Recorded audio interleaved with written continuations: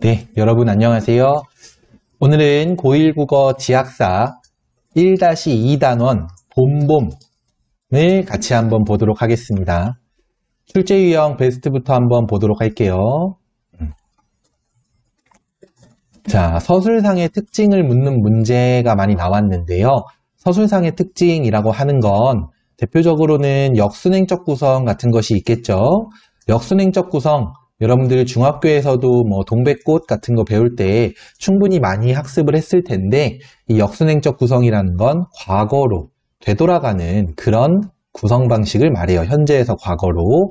그래서 시간의 순서에 따르지 않는 그런 구성 방식이다 라고 생각을 해주세요.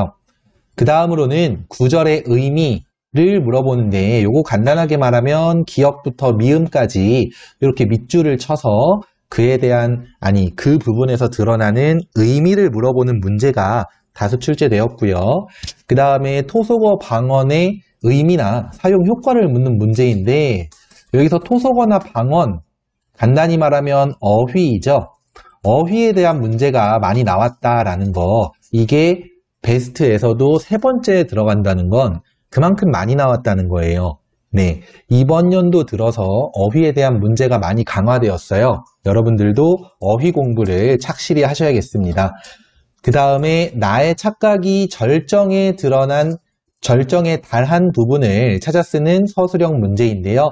이건 이따가 뒤에서 구절을 볼 건데, 이 착각이라고 하는 것의 내용이 어떤 거냐? 우리 장인님 착해요, 안 착해요?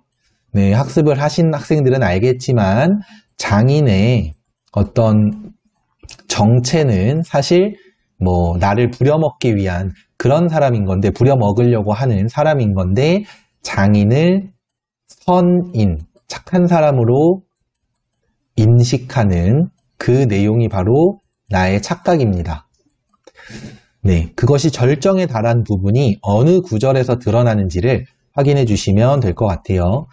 다음으로 제목과 관련하여 결말 이후의 상황을 추측하는 문제, 그것이 출제되었는데, 제목과 관련해서 라고 했을 때 제목이 뭐냐? 봄봄이죠. 근데 제목에서 봄이 들어가는 건 알겠는데 어째서 봄이 아니라 봄봄일까요? 왜 그러냐면은 이게 봄이라는 계절적 배경을 일단 드러내고요. 그리고 또 하나는 이제 결말 부분 뒤에서 얘기하겠지만, 이제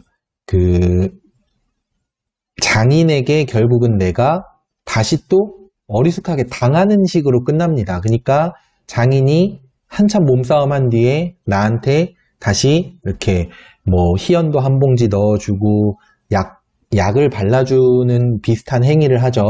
그런 행동을 하면서 나한테 가서 농사일 하던 거나 농사일 하던 거 마저 해라, 이렇게 말하니까 내가 아이고 장인님 다신 안 그럴게요 라고 하면서 그 농사를 지으러 가면서 끝나요.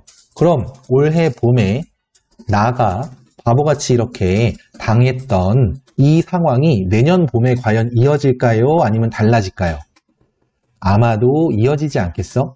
그래서 제목을 봄봄이라고 이렇게 지은 것 같습니다. 그래서 이 제목과 관련해서 결말 이후의 상황, 바로 내년의 상황을 추측해보는 문제도 많이 나왔으니까 여러분들 많이 알아두시면 좋을 것 같습니다. 자, 그러면 이제 지문으로 들어가 볼 건데요. 자, 지문을 들어가기 전에 하나 얘기할 게 있는데, 아무래도 긴 소설이잖아요. 거의 1학기 작품 중에 가장 길지 않나요? 자, 그런 긴 작품이다 보니까 이걸 전부 다 읽거나 중요한 걸 다 찾을 수는 없어요. 그렇기 때문에 우리 금색 글씨가 잘 보시면 전년도 내지는 금년도에 어떻게 출제되었는지를 언급하고 있는 부분들이에요. 그래서 이와 관련된 것들을 중심으로 우리는 확인을 해보고, 물론 여기에 있는 빨간 글씨, 파란 글씨, 보라색 글씨는 다 중요합니다. 근데 그 중에서 우린 좀 더 중요하다고 볼 수 있는 이 금색 글씨 중심으로 수업을 할 거고, 여러분들이 학습을 할 때에는 이렇게 색깔이 들어간 글씨는 다 중요하니까 다 확인을 해주시면 좋을 것 같습니다. 자, 그러면 이제 한번 보도록 합시다. 먼저 장인님 인젠 저라고 시작을 했는데 대화 형식으로 시작했다라고 하죠. 전년도와는 달리 대화 형식으로 작품이 시작되는 것에 대한 문제가 출제되었습니다.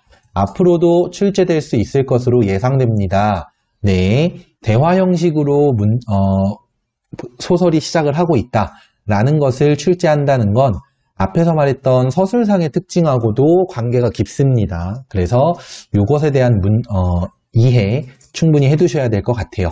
자, 조금 내려가 보면은 금색 글씨를 먼저 볼까요? 서술상의 특징에서 구어체의 사용은 매년 출제되고 있습니다. 구어체의 개념과 사용 예시를 학습해야 합니다. 자, 여기서 구어체의 사용이라는 게 뭐냐? 구어는요, 입으로 하는 말을 말해요. 입 구자에 언어 할 때 어자거든. 그래서 입으로 말하듯이 마치 옆에 있는 사람한테 말하듯이 말투를 활용하면은 그럴 때 구어체가 쓰였다라고 보시면 되겠습니다.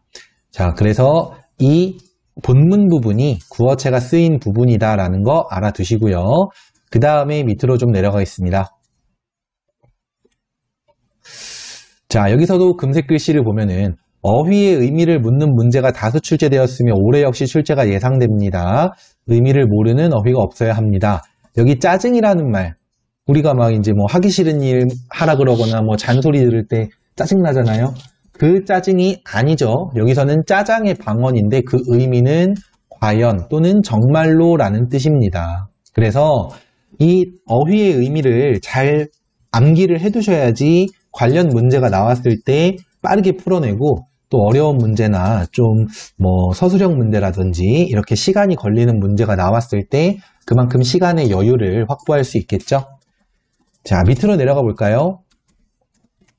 매년 향토적 분위기의 형성, 서술상의 특징과 관련하여 방언 사용에 대해 묻는 문제가 출제되고 있습니다. 자, 그래서 여기 안죽 같은 말, 방언이죠. 이런 단어가 쓰였을 때 그에 대해서 충분히 알아두셔야 한다라는 거였습니다. 다음.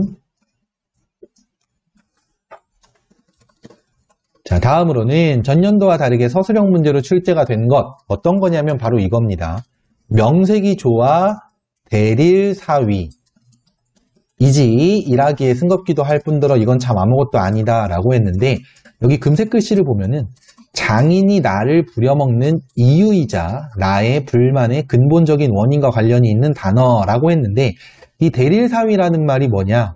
말하자면은 사위를 삼을 건데 바로 사위를 삼는 게 아니라 보통은 한 1년 데리고 있으면서 얘가 농사는 잘 짓는지 바쁠 때 뭐 이렇게 꾀를 부리거나 좀 일을 열심히 하지 않거나 하는 그런 모습은 없는지 봐야지. 그래야 내 딸을 이 자식한테, 이 사람한테 이렇게 마음 편하게 줄 수 있잖아요. 그래서 이렇게 몇 개월 또는 뭐 한 1년 정도 데리고 있으면서 이 사람에 대해서 알아보는 그런 어떤 취지로 시작이 된 건데 이게 이 장인 같은 사람들은 어떻게 했냐? 집에 아들이 없어요. 농사는 지어야 되는데. 그러면 딸들이 할 수 있는 일과 아들이 할 수 있는 일이 아무래도 조금 차이가 있겠죠. 이게 농사라는 좀 힘을 써야 되는 일의 상황에서는. 그래서 아들이 없는 대신에 딸이 있는 또는 딸이 많은 집에서는 대릴사위를 들여놓고는 결혼을 자꾸 미루면서 약간 멋은 부려먹듯이 대신에 대릴사위니까 돈 안 줘도 되잖아요. 멋은 부려먹듯이 그렇게 부려먹었던 그런 일들이 가끔 있었어요. 지금 나도 대릴사위로 집에 왔지만 사실은 머슴처럼 그냥 그것도 돈 안 받고 일하는 머슴처럼 이렇게 착취를 당하고 있다라고 볼 수 있습니다. 그래서 장인이 나를 부려먹는 이유, 부려먹을 수 있는 이유 바로 대릴사위인 거고 또 하나 나의 불만의 근본적인 원인, 나의 불만이 뭐예요? 쉽게 말하면 점순이랑 결혼을 안 시키는 거예요. 그죠? 뭐 본문에서는 성례라는 말이 쓰였죠. 이렇게 결혼을 안 시켜주는 게 화가 나는 거고 대릴사위로 왔는데 결혼은 안 시키고 부려먹기만 하니까 그래서 나는 불만이 있는 겁니다. 근본적인 원인이 된다는 거 이렇게 이해를 해주시면 되겠습니다. 자, 다음으로는 어디를 보냐면은 이 부분 표현이나 문체상의 특징을 묻는 문제는 매년 출제되고 있습니다. 비속어가 사용되어 해학성을 유발하는 부분들에 대한 이해를 반드시 해야 됩니다. 자, 비속어가 어딘가에 쓰였나 봐요. 어디? 재미, 키두라고 하는데 이게 뭐냐? 일단 키두라는 거는 키도라는 뜻이고 키가 참 안 크기도 하는구나 이런 의미고요. 요 앞에 나오는 말은 비속어예요. 우리 보통 외국 영화 같은 거 보면은 제길 이런 표현 나오죠. 네, 그런 용어인데 그게 좀 그렇게 거부감이 강한 말은 아니긴 해도 비속어는 비속어라서 이런 것들도 비속어의 사용으로 볼 수 있겠고요. 이 또한 해학성을 유발하는 표현이라고 볼 수 있습니다. 해학성. 네, 그 다음으로 이 부분 개, 돼지는 푹푹 크는데 왜 이리 사람은 안 크는지 라고 하면서 점순이를 개, 돼지랑 비교를 하고 있어요. 굉장히 좀 재미난 표현이죠. 그래서 이 부분에 대해서도 비유와 익살이 드러난다. 익살은 웃음을 말해요. 익살은 웃음. 자, 다음으로 내려가서 자, 여기 보시면은 그래, 내 어저께 싸운 것이지 결코 장인님이 밉다든가 해서가 아니다 라고 했는데 여기서 어저께 싸운 거에 대한 얘기를 한다는 건 뭐예요? 현재에서 과거로 돌아가는 거다라고 볼 수 있겠죠. 따라서 여기서 역순행적 구성이 드러난다 라고 볼 수 있습니다. 그래서 역순행적 구성 같은 거는 여기서도 드러나고 다른 곳에서도 드러나는데 그에 대해 잘 이해를 해주셔야지만 여러분들이 이제 서술상의 특징이나 여러 문제를 푸는 데 있어서 분명히 어려움이 덜 할 겁니다. 자, 그 다음에 아래로 내려가서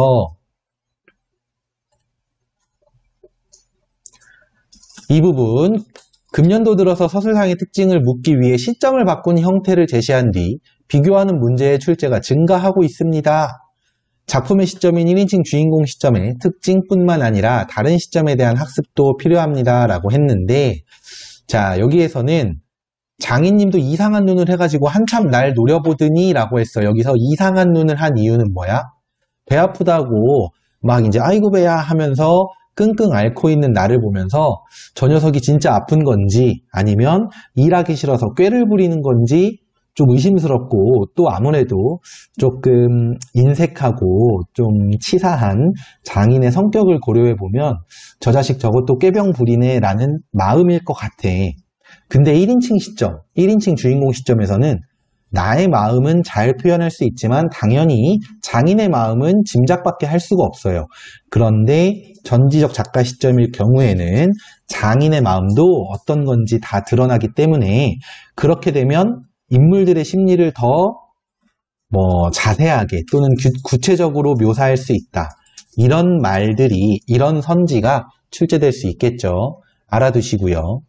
자, 그 다음에 또 내려가 볼까요? 자, 여기 전년도에는 출제되지 않았던 인물의 성격 제시 방법이 출제되었습니다. 라고 하는데 잠깐만 올려봅시다. 우리 장인님은 약이 오르면 이렇게 손버릇이 아주 못됐다 라고 했는데 못됐다. 성질이 못됐다라는 건 뭐예요? 사람의 성격을 대놓고 말해주는 직접 제시 방법이죠. 직접 제시 방법은요. 어떤 거랑 이제 또 구분이 되냐면은 여기다 잠깐 쓸게요. 여러분들도 필기를 좀 하면 좋을 것 같아요. 직접 제시와 간접 제시, 인물 성격 제시는 이렇게 두 가지로 나누어지는데 직접 제시 같은 경우는 말 그대로 성격이 어떻다라는 거를 말해주기라고 하고요. 간접 제시는 보여주기 방식이라고 하는데 뭘 보여주냐? 인물의 말이나 행동 등을 통해서 성격을 짐작하게 하는 거예요. 그래서 간접 제시입니다. 예를 들면 쟤 착해. 이거는 직접 제시겠죠. 그리고 쟤는 맨날 웃으면서 말하고 어른들한테 인사 잘하고 어려운 친구들 잘 도와줘. 이렇게 말하면 그건 간접 제시가 되죠. 착하다라는 성질을 보여주는 간접 제시인 겁니다. 이해되셨죠? 네, 인물의 성격 제시 방법은 이 소설뿐만 아니라 다른 작품에서도 많이 물어보기 때문에 개념을 잘 이해하고 계셔야 됩니다. 자, 그 다음에 또 금색 글씨 보면은 이놈의 장인님에 대해서 전년도와 달리 올해는 출제가 되지 않았습니다만, 그러나 부정적인 말과 존칭어의 혼용, 이놈과 장인님이라는 말의 혼용은 해악성을 높여주는 표현이기 때문에 언제라도 출제될 수 있겠죠. 좀 특이한 말이죠. 이놈의 장인님. 그래서 이에 대해 잘 알아두시면 좋겠고요. 그 다음에 그 장인의 이름이 봉필이에요. 그 이름하고 욕을 잘하는 성격을 섞어서 욕필이라는 별명을 지어붙였는데 언어유희, 네, 말을 재미나게 쓰는 것을 언어유희라고 하는데 그 언어유희가 드러나는 표현이 바로 욕필이입니다. 알아두시고요. 그 다음 내려가면서 자, 여기 네, 이 부분 이바람의 장인님 집 빈 외양간에는 눈깔 커다란 황소 한 놈이 절로 엉금엉금 기어들고 동리 사람은 그 욕을 다 먹어가면서도 그래도 굽실굽실한다. 자, 욕을 먹어가면서도 황소를 갖다 바치면서 굽실굽실하는 이유가 뭘까요? 왜 그러냐면은 장인님이 마름이기 때문이에요. 마름이라고 하는 것은 이제 땅을 가지고 있는 인물이 바로 지주예요, 지주. 근데 땅 주인이 땅이 너무 많을 경우에 혼자서 관리가 안 되니까 마름에게 관리할 수 있는 권한을 넘겨줘요. 예를 들어 땅 100평을 주면은 마름이 자기가 한 10평 농사를 짓고 나머지 90평은 동네에서 이제 자기 땅 없는 농사꾼들에게, 소작농이라 그러죠. 그런 사람들에게 나눠줘서 땅을 이제 농사를 지을 수 있게 권한을 주는 건데, 그럼 마름이 자기가 마음에 들고 친한 사람들한테 먼저 소작권을 줄 수 있겠죠. 그렇기 때문에 사람들은 마름한테 뭐 소도 갖다 바치고 닭도 갖다 바치고 이러면서 이제 소작권을 좀 달라고 이렇게 잘 보이려고 했었어요. 그리고 반대로 어느 순간부터는 마름이 이제 땅 주인보다도 더 횡포를 부리기 시작하는 거지. 그래서 봉필이가, 그러니까 장인이 사람들에게 막 욕을 하면서도 이런 대접을 받는 건 마름이었기 때문이다 라는 거. 다만 주제는 뭐예요? 주제는 나와 점순이의 사랑과 나의 어수룩함입니다. 어수룩함을 통한 웃음 유발. 이기 때문에 이 자체가 주제는 아니에요. 농촌사회의 현실이 드러난다는 맞는데 주제는 아니기 때문에 이 부분은 착각하시면 안 되겠습니다. 자, 다음에 밑으로 내려가서 의성어 의태어에 대한 문제, 뭐 끙끙이라든지 뭐 철벙철벙 이런 것들 뒤에서 나와요. 의성어 의태어에 대한 문제도 어휘 문제의 한 유형이기 때문에 많이 출제가 돼요. 알아두시고요. 다음. 자, 다음으로는 여기 너 사위로 왔지 머슴 살러 왔니? 머슴 같은 경우는 뭐냐면 돈 받고 일하는 그런 하인 정도의 개념입니다. 돈을 받고 일해요. 근데 사위는 돈 안 받고 도와주는 개념이 돼요. 그렇기 때문에 너 머슴 아니잖아, 사위잖아. 그러니까 그동안 일한 거에 대한 대가인 사경을 줄 수 없어 라고 이렇게 장인이 말하는 거죠. 아주 치사한 사람입니다. 자, 그리고 나서 내려가 봅시다. 여기서 제목과 배경을 통해 알 수 있는 봄이라는 계절에 대한 문제, 봄이 형성하는 분위기와 인물에게 끼치는 영향, 봄이 어떤 분위기 형성할까요? 여러분들 봄 떠올리면은 뭐 생각나지? 뭐 여러분들은 학생이니까 이제 뭐 1학기 초창기에 막 모르는 애들도 같은 반에 있어서 약간 어색하기도 하고 이런 분위기들이 생각날 텐데, 또 하나 생각나는 거는 바로 그 벚꽃이라든지 뭐 진달래, 개나리 같은 여러 꽃들이 피어 있잖아요. 그걸 보면서 설레기도 하고 괜히 이성한테 관심도 생길 수 있죠. 여기서 나와 점순이도 바로 그런 영향을 받아요.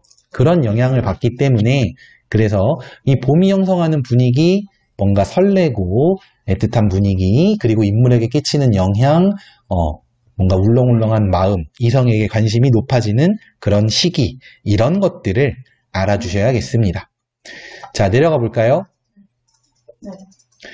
자, 내려가 보시면 참외 중에는 감참외가 제일 맛 좋고 이쁘니까 말이다. 자, 점순이는 우아래가 뭉툭한 것이 참외 같다고 했는데 그 감참외를 맛 좋고 이쁘다라고 했어요. 그 말은 점순이에 대해서 나쁘게 보는 게 아니에요. 뭉툭하니까 안 좋게 보는 게 아니라 조그만한 게 귀엽고 이쁘다라는 의미로 보시면 돼요. 그래서 점순에 대한 나의 애정이 드러난다.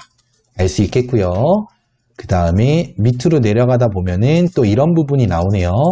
최근 들어서 내외와 관련한 문제가 많이 출제되고 있다라고 했는데 내외란 무엇이냐? 내외는 남녀가 서로 직접적인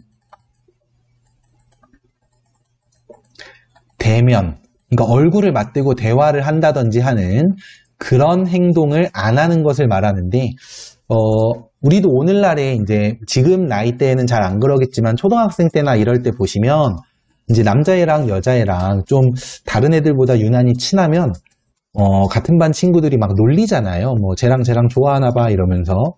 그런 거랑 좀 비슷하게 과거에는 남자랑 여자랑 좀 어느 정도 성장한 남자랑 여자가 서로 너무 좀 친하게 지내거나 뭐 사실은 친한 정도가 아니라 그냥 마주보고 말을 섞거나 하기만 해도 이걸 약간 흠잡았었어요. 요걸 좀 사람들이 뭐 놀리는 거 이상으로 조금 안 좋게 봤었어요. 아, 쟤는 무슨 여자애가 저렇게 남자애랑 막 말을 섞고 저 남자는 왜 저렇게 다 큰 여자랑 막 말을 하지? 이러면서 약간 흉을 봤었다는 거지.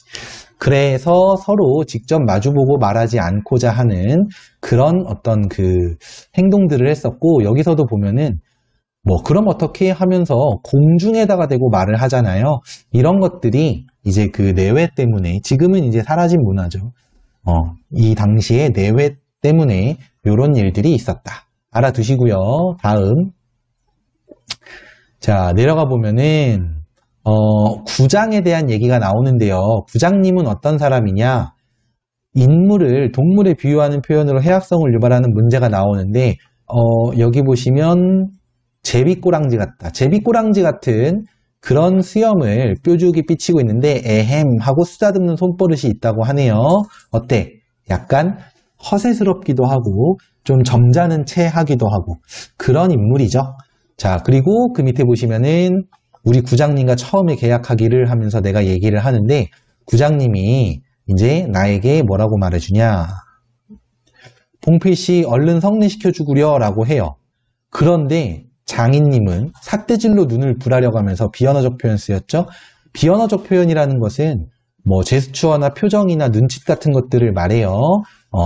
예전에는 반언어적 표현이라고도 했었는데 이후에 아니다. 비언어적 표현은 그런 거고요. 또 비슷한 개념이 비언어적 표현이랑 비슷한 개념이 준언어적 표현이라는 게 있어. 이건 뭐냐면은 비언어적 표현이 말하자면 몸짓이나 눈짓 같은 거라면 준언어적 표현은 목소리랑 관련이 있다고 보시면 돼요. 목소리를 크거나 작게, 빠르거나 느리게 하는 그런 것들을 준언어적 표현이라고 하고 이 준언어적 표현은 과거에 반언어적 표현이라는 말로도 쓰였었습니다. 이런 말들도 개념어 알아두시고요. 자, 장인님이 성례고모고 미처 자라야 할 게 아닌가라고 하니까 그것도 그래 라고 하면서 구장은요. 장인의 편을 들기도 해요. 이게 왜 그러냐면 상식적으로는 당연히 내가 맞는 말을 하지만 구장님의 입장에서는 어쨌든 장인, 봉필이에게 이제 땅을 빌려서 그 소작권을 얻어서 농사를 짓고 있다 보니까 아무래도 잘 보여야 되니까 큰 소리를 못 치는 거죠. 자, 그 다음에 내려가 봅시다. 어쨌든 구장님과 내가 아니죠. 장인님과 내가 이렇게 또 구장님 앞에서도 옥신각신 하니까 결국은 어떻게 되느냐. 성년이라는 게 법률에 있기도 하고 올 가을에는 성례를 시켜준다라고 하니까 그냥 뭐 붙든 거나 마저 붙게 농사나 마저 짓게 라고 하면서 구장님은 나를 설득하려고 해요. 처음에는 나를 이렇게 내 편을 들어주는 태도를 보이다가 변해버렸죠. 태도가 변했죠. 그것에 대해서도 다수의 문제가 출제되었기 때문에 알아두시면 되고, 그래서 오늘 아침까지 끽소리 없이 왔다라고 했는데, 그럼 오늘 아침까지 잘 왔으면 안 싸워야 되는데 싸우거든? 왜 싸우나 좀 더 내려가 봅시다. 자, 일단은 오늘 아침이 아니라 그 전에 어젯밤에 뭉태라고 하는 친구네 집에 놀러 갔었어요. 뭉태네 집에 갔었는데 뭉태가 봉필이를 모판에다가 거꾸로 박아야지 막 이러면서 나를 바보 취급하고 너 바보야? 막 이런 얘기를 해요. 그러면서 이제 뭉태에 대한 얘기가 나오는데 뭉태에 대한 문제가 출제가 안 된 건 아닙니다만 이전에 비해 조금 줄었어요. 그러나 나에 비해서 뭉태는 상황을 정확하게 판단하고 있는 인물이에요. 야, 너 지금 그냥 봉필이한테 농락당하고 있는 거니까 정신 차리고 얼른 그만둬 라고 말을 해주거든. 그런 뭉태는 나보다는 상황을 정확히 판단하는 인물이죠. 그래서 이 뭉태에 대한 문제도 출제될 수 있습니다. 언제든지. 자, 그 다음에 밑으로 좀 내려가 볼까요?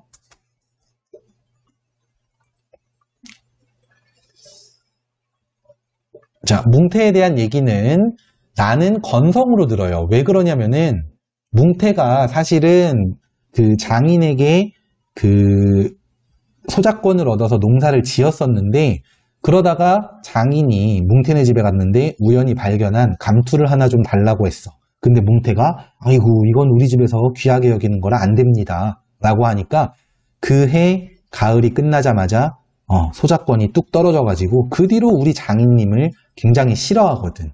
그래서 나는 뭉태가 우리 장인님을 싫어해서 하는 소리야 라고 생각하고 건성으로 들어요. 자, 그 다음에 사실 내가 이제 장인님과 몸싸움을 한 제일 중요한 이유는 바로 이겁니다. 점순이가 나한테 수염이라도 잡아채야지 바보야 라고 하니까 쇬이라는 게 수염이죠. 나는 뭉태한테는 무슨 소리를 들어도 괜찮았는데 점순이한테 바보 소리 들으니까 그게 너무 슬퍼. 여기 보면은 애미 잃은 황새새끼처럼 보였을 것이다 라는 말도 나와. 왜 그럴까요? 밑으로 내려가 봅시다. 이 부분 다른 사람은 앞만 못생겼다 해도 괜찮지만 내 아내가 될 점순이가 나를 정신으로 보면 참 내 신세는 따분하다. 그러니까 나는요. 다른 사람들은 괜찮아도 점순이만큼은 나를 바보 취급하면 안 된다. 그건 참 내가 불쌍한 거다. 내 아내가 될 사람이니까. 라고 생각을 하는 겁니다. 그래서 내가 배탈 났어요 이러면서 또 장인님에게 말하자면 꾀를 부리면서 살살 긁는 행동을 하는 거죠. 자, 내려가 볼까요? 자, 내려가 보시면 부려만 먹고 성례는 왜 안 하지요? 이런 말도 하고 장인님이 뭐 선뜻 성례 시켜주마 했으면 이렇게 싸우지 않았을지도 모른다. 장인님은 결국은 자 배탈 났다고 하면서 막 그냥 누워있는 나를 이렇게 지게막대기로 때리다가 결국은 내 바지가랭이까지 움켜쥐는 그런 몸싸움을 합니다. 바지가랭이를 움켜쥐면 굉장히 아프겠죠. 막 그러면서 몸싸움을 하니까 내가 장인님이나 뭐 이런 말에서 빙장님, 빙장님, 할아버지 이러면서 호칭이 바뀌죠. 이 호칭 바뀌는 거 무슨 의미인지 아니? 이거 그거예요. 왜 친구끼리 뭐 꼬집거나 뭐 팔 꺾거나 이런 장난 치면 안 되지만 가끔씩 치죠. 초딩 때 한 번씩 쳐봤죠. 그런 장난을 치다가 보면 친구가 되게 세게 되게 아픈 데를 딱 꼬집어. 그럼 어떡해? 아, 형 잘못했어요. 이런 말 하죠. 그거랑 똑같이 할아버지 하는 거는 이게 막 어르신 잘못했습니다. 용서해 주세요. 이런 의미예요. 자, 여기서 해악성이 드러나겠죠. 근데 더럽다. 이게 장인님인가? 라고 말을 하더니 내가 어떻게 하냐? 자, 내가 어떻게 했는지 나오기 전에 그 전에 여기 부분 내가 머리가 내가 머리가 터지도록 매를 얻어맞은 건 이 때문인데 여기가 우리 장인님이 유달리 착한 곳이다 라고 하면서 그 이 때문에 이가 뭔지 아직 안 나왔죠. 왜 내가 장인님한테 두드러 맞았지? 아직 안 나와. 근데 우리 장인님이 유달리 착한 면이 있다라고 하면서 상황을 잘못 이해하고 있는 나에 대한 문제가 이 부분에 대해서 출제가 됩니다. 특히 서술상의 특징 또는 서술형 관련해서 이 부분은 굉장히 많이 등장을 해요. 자, 조금 더 내려가 보면은 올 가을엔 성례를 시켜주마 라고 했더니 나는 너무나 고마워서 눈물이 났다. 나의 어리숙함의 절정이라고 하는데 별표 치는 이유는 뭐냐? 이 부분을 찾아 쓴 서술형 문제의 정답으로 이 구절이 찾아 써야 되는 문제가 굉장히 많이 나왔어요. 그래서 여러분들은 이 구절은 한 번쯤은 꼭 암기를 해두시는 게 좋을 것 같습니다. 자, 그 다음에 다신 안 그러겠어요 하면서 내가 반성을 했는데 그런데 그 전에 어떤 일이 있었냐? 내려가 볼까요? 이놈아 놔라 놔 하면서 장인님은 소리를 질렀다라고 하는데 호되게 혼내주리라 하고 짓궂이 댕겼다만 장인님이 쓰러져서 눈에 눈물이 핑 도는 걸 보며 겁도 났다라고 하니까 할아버지 놔라 놔. 여기서 잘 봐. 장인이 사위인 나에게 할아버지라 부름. 해악성이 최고죠. 자, 앞에서 말했던 친구한테 형이라 부르는 것도 내가 굽신거리는 거죠, 본인이. 근데 장인님이 나한테 할아버지 잘못했어요, 놔주세요 라고 하는 겁니다. 굉장히 읽는 입장에서 재밌게 느껴질 수 있는 부분이겠죠. 그런데 그래도 안 되니까 점순아 하고 불러대니까 장모님하고 점순이하고 나와서는요. 장모님은 역성, 누구 편을 드는 걸 역성을 든다고 해요. 자기 남편이니까 장인님의 편을 들지도 몰라. 그러나 점순이는 내 편을 들 줄 알았는데 그런데 이 망할 게 아버지 죽이네 라고 하면서 나를 망할 거라고 하면서 화를 내요. 그러면서는 내 귀를 잡아당긴다는 게 나랑 장인님을 떨어뜨리려고 나를 막 말하자면 공격해요. 여기서 나는 어떻게 돼? 바보가 되겠죠. 왜? 나는 점순이의 속을 알 수 없어서 속을 알 수 없는 점순이의 얼굴을 들여다보며 망연자실해 했다 라면서 소설이 끝납니다. 자, 이 소설 좀 독특한 게 또 마지막 부분에서도 드러났는데 그러니까 결말이 나오고 나서 장인님과 내가 몸싸움의 절정으로 치닫는 부분이 뒤에 제시되죠. 그러니까 몸싸움의 절정 이후의 결말이 아니라 결말 이후의 몸싸움의 절정이에요. 이렇게 어떤 그 서술 시점을 굉장히 입체적으로 하였다는 거. 서술 시점이라는 건 여기서 그 시기를 말해요. 과거, 현재, 미래를 굉장히 입체적으로 하였다는 것도 이 소설의 서술상의 중요한 특징이니까 알아두시면 되겠습니다. 자, 그리고 점순이가 내 귀를 잡아당긴 이유는 뭘까요? 간단히 말하면 수염을 잡아채서라도 허락을 받으라는 거지 진짜로 수염을 잡아채라는 게 아니죠. 진짜로 우리 아빠 수염 잡아채면 어떡해? 그것도 수염도 아니고 바지가랭이에 잡아채면 안 되죠. 그러니까 점순이는 아이고 이 답답한 놈 내가 또 그렇게 말했다고 진짜 그렇게 하냐라는 마음으로 이제 이렇게 좀 내 귀를 잡아당기지 않았을까라고 짐작해 볼 수 있겠습니다. 자, 여기까지 본문 마무리 짓고요. 그러면 이제 그 문제를 한번 풀어보도록 합시다. 자, 네, 문제는 오늘 2번부터 한번 풀어보도록 할 건데요. 앞에서 언급했던 최다 빈출 문제 유형 중에서 어휘와 관련된 문제가 나왔는데 정확히는 어휘라기보다는 어휘 및 구절이라고 보면 돼요. 여기 밑줄 친 A를 보자. 능청스러운 익살과 해학이 드러나는 구절을 찾으시면 되는데 자, 시간이 답을 좀 중심으로 볼게요. 답을 한번 찾아보면은 바로 4번이 됩니다. 자, 보시면 셋째 딸이 인제 6살, 적어도 10살은 돼야 대릴사위를 할 테므로 그동안은 죽도록 부려먹어야 된다. 그러니 인제는 속 좀 차리고 장가를 들여달라고 떼를 쓰고 나자빠져라. 이것이다. 자, 이거는 뭉태가 나에게 하는 말이에요. 근데 여기서 뭉태가 나에게 하는 이 말이 딱히 재밌거나 해학적이다라고 하기엔 좀 그렇죠. 좀 어렵죠. 그렇게 보기는. 자, 이 부분에서는 해학적인 그런 요소가 드러나지 않습니다. 따라서 적절하지 않은 선지가 될 수 있겠고 자, 미음만 같은 페이지에 있으니까 보고 넘어가면 나랑 장인님이랑 바지가랑이 붙잡고 싸우는 그 장면이에요. 굉장히 해학성이 최고조에 이르는 부분입니다. 이런 부분들이 익살적인 표현이 드러나는 부분이다. 이렇게 볼 수 있겠어요. 자, 다음으로 9번 문제 한번 보도록 할게요. 자, 9번 문제는 어떤 거냐? 서술 시점과 문체를 좀 바꾸었을 때 효과를 물어보는 건데 보시면은 보기의 내용이 이 자식 장인님 인젠 저라고 시작을 했는데 그가 이렇게 뒤통수를 긋고 라고 했어요. 자, 여기서 그가 라는 말로 시작을 하는 걸 보니까 나는에서 그가로 바뀌었죠. 이거 여러분들 아셔야 돼요. 1인칭에서 3인칭으로 바뀐 거다. 이렇게 보셔야 되고 그 뒤엔 내용상 인물의 심리를 다 드러내고 있기 때문에 전지적 작가 시점으로 바뀌었다. 라고 보셔야 되겠고요. 그랬을 때의 효과로 가장 적절한 건 어떤 거냐? 바로 이겁니다. 뭐냐면은 인물과 독자 사이의 거리감이 멀어진다. 여기서 인물과 독자의 거리는 어떻게 가까워질 수 있냐면은 독자의 심리를, 아니죠. 인물의 심리를 독자들이 자세하게 알기 힘들 때 독자들은 어떻게 하겠어? 이 인물은 어떤 마음으로 이렇게 말을 했을까? 어떤 마음으로 이런 행동을 했을까라는 거를 자꾸만 적극적으로 상상해보고 짐작해보겠죠. 그럴 때 인물과 독자의 거리가 가깝다 그러고 전지적 작가 시점처럼 모든 인물의 심리가 다 제시될 경우에는 인물과 독자의 거리가 멀어진다가 맞는 설명이 됩니다. 이해되셨죠? 네, 좋습니다. 그러면 다음 문제로 가볼게요.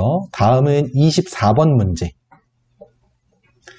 자, 24번 문제는 보시면 다에 나타난 구장의 태도인데요. 우리 구장의 태도는 앞에서 봤었기 때문에 바로 문제를 보면은 나의 편을 들고 있다? 아니죠. 처음에는 그랬는데 결국은 장인의 편에서 나를 설득한다가 맞아요.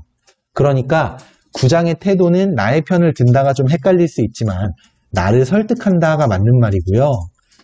이런 것들 헷갈려하지 마세요. 나와 장인 사이에서 균형을 잡고 있다? 자, 내 편도 들어줬다가 장인의 편도 들어줬다가 균형을 잡고 있다. 맞는 것 같지만 아니죠. 결국 마지막에 누구 편을 드느냐. 끝까지 중심을 잡고 있으면 그건 5번이 맞는 선지가 되는데 그렇지 않죠. 마지막에는 장인의 편을 들기 때문에 이건 이제 그 5번은 답이 되지 않는다라고 보는 게 맞습니다. 적절한 건 3번이었어요. 자, 오늘은 여기까지 수업을 하겠고요. 지금까지 수업에 활용된 이 모든 자료는 나무 아카데미 홈페이지에서 이용하실 수 있습니다. 고생하셨습니다.